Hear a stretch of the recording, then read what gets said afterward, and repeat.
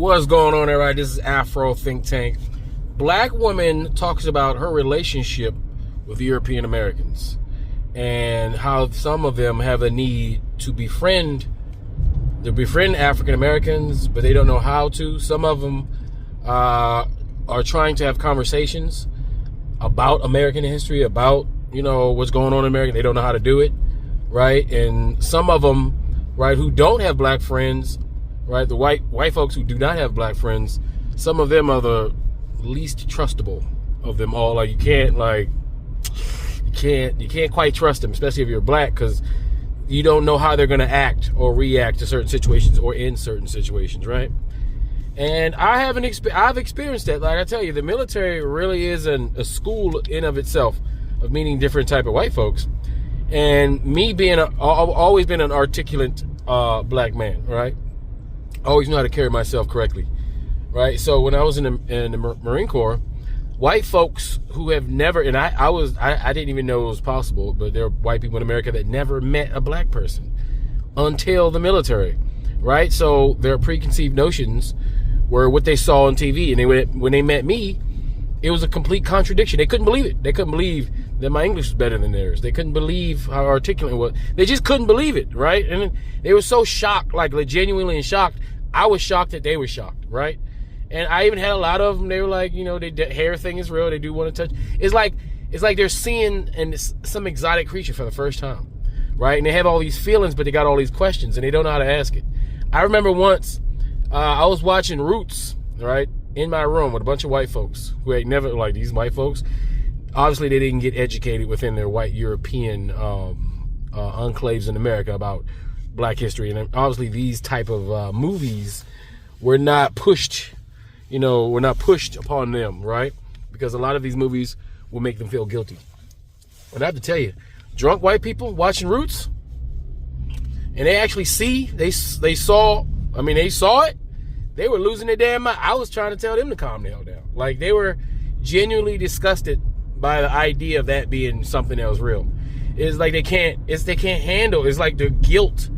Like, if you just think about the amount of guilt, right, that they have as a group, that they all collectively continue to make worse by collectively denying it, which makes it worse over time, culturally, right? You're talking about an festering bacteria within their communities. And when they had an opportunity to talk about it, to get it out, they really tried, and it was kind of awkward because they didn't know how to do it. A lot of them don't know the first thing about how to approach a black guy and have the conversations that's uncomfortable. They don't even know how to start the uncomfortable conversation. You know, you almost got to do it for you. The magical Negro, right? That magical Negro trope is a legitimate thing. Like, there's that shit is rooted in reality, because every one of my black, I know all my black veterans in the comment section, tell me, all right, were they not trying to make you one of their magical Negroes? I'm telling you, they come to you from all the advice, right? Anything, they come to you, especially moral advice, especially in theater of war. They come to you for moral advice, right? They lean on you as a pillar of strength. Like, this was something that was real, right? This is something that was absolutely real.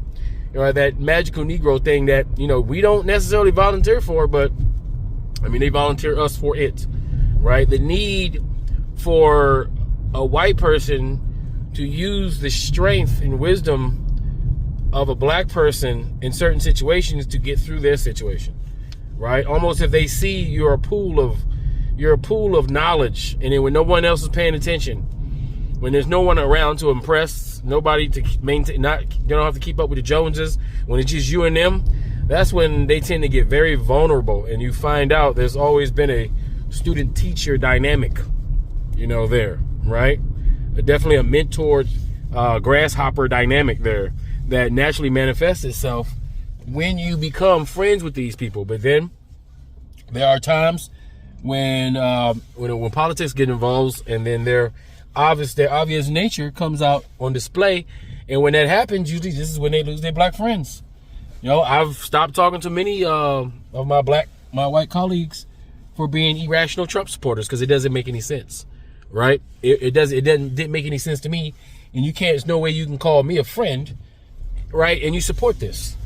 Like, there's no way, right? And they couldn't process that. Like, it's like, think about if you never had to have the conversation about racism before, you never had to engage and activate your brain muscles to do it, you wouldn't know the first thing. You wouldn't know the first thing about, about having those conversations. You wouldn't know what to do, right? Like, these people, like, just like us, we don't have a population problem as black people, right? So we don't have that feeling of inevitability, of Armageddon, of losing ourselves, of disappearing for like that's not even something we got to think about, right? Just the same way for a majority of this last 500 years, white folks didn't have to think about it because it didn't affect them, right? If it don't affect you, you don't think about it, until things start to affect you, and then that's when people tend to want to think about it, right? So things do get awkward. We know that they value our friendship, even though it seems like a one-way succubus type of friendship. It seems like a virus type friendship, because they kind of suck away your energy, with all of the things that's necessary for them to grow. They kind of take it away from you. It does happen quite often. And there's black folks that do that too.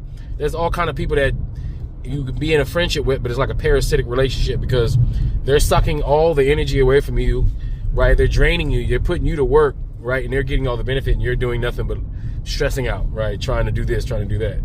And to be honest, it's like that a lot with having white friends. And listen, with all my white friends, I talk to them just like this. Like, any white person, you ever meet a white person to say they know me, they'll know that this dude talk like that in their face.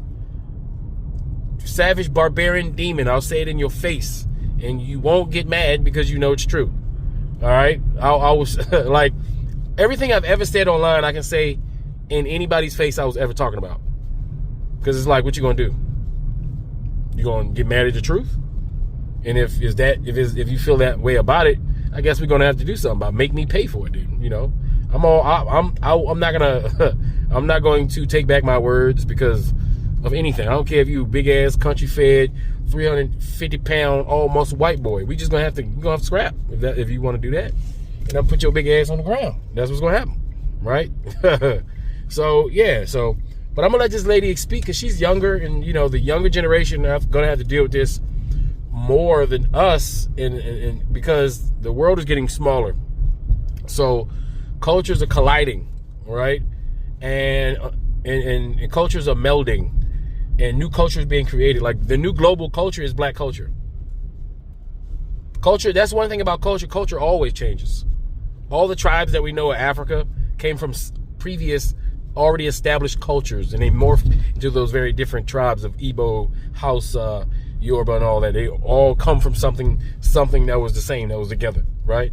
So just like African American culture used to belong to us, but the whole world has adopted it. They watch it, they emulate it, right? They want to eat the food, they want to do the dance, they listen to the music. They are participating in culture, and even if you are the root of that culture, right? Other people can practice your culture. Culture spreads the same way we're speaking culturally. You speak in English, right?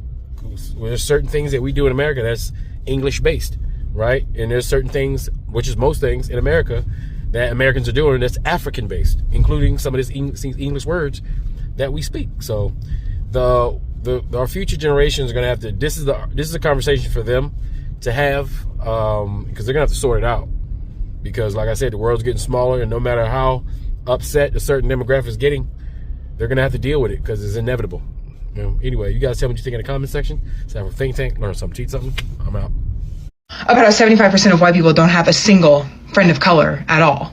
And this article, I think this is such an important conversation that I will be putting my 2 cents in on. This comment in particular jumped out at me. Most white friend groups do not like when POCs bring up hard issues like racism, etc. White friend groups have always seemed very superficial to me, like they don't actually share a ton with each other.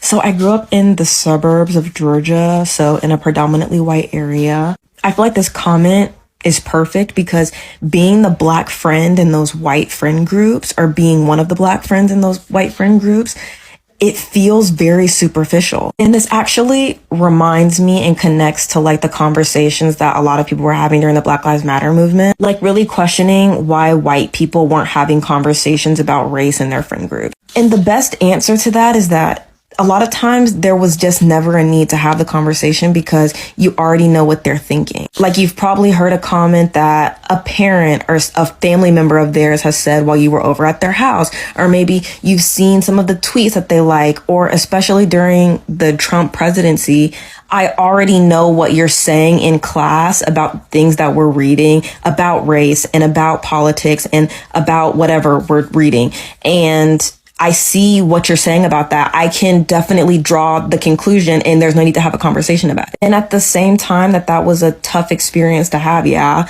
But it makes me more understanding and willing to hear other people's perspectives on things. Like, it's really fucked up that I couldn't always feel safe or comfortable saying what I thought or how I was feeling about something. And this is a really hard conversation to have because of the nuance that exists. Like, yeah, it would have been really great to have friends who cared about my perspective on things, wanted to hear about my experience and wanted to know more about it and wanted to learn from it. But at the same time, also learning that that's just not how the world is. And also that you can be friends with people who have different opinions than you. Like, I'm not going to sit here and excuse people being biased or racist or whatever.